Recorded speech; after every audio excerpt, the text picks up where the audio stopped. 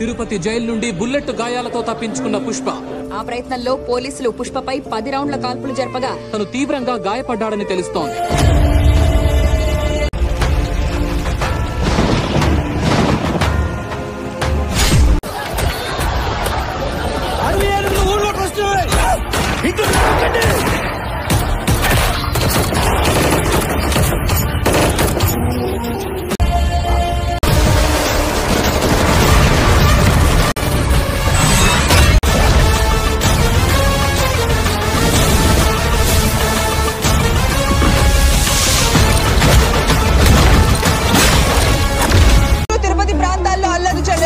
ఇప్పుడు మనం అన్నమయ్య సర్కిల్లో ఉన్నాం.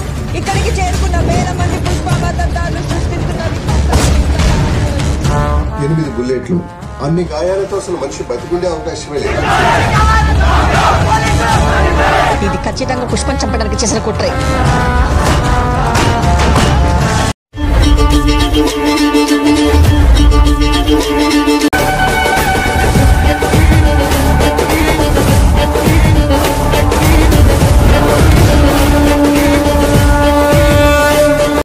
సమాచారం అటవీ ప్రాంతంలో పులుల జాడ తెలుసుకోవడం కోసం ఏర్పాటు చేసిన నైట్ విజన్ కెమెరాలో దొరికిన ఎక్స్క్లూజివ్ దృశ్యాలు ఇప్పుడు మీరు మా సిటీ కేబుల్ స్క్రీన్ మీద చూడబోతున్నారు. అడవిలో జంతువులు 2 అడుగులు వెనక్కేసినాయంటే పులి వచ్చిండదని అర్థం. అదే పులి 2 అడుగులు వెనక్కేసినదంటే పుష్ప వచ్చిండాడని అర్థం.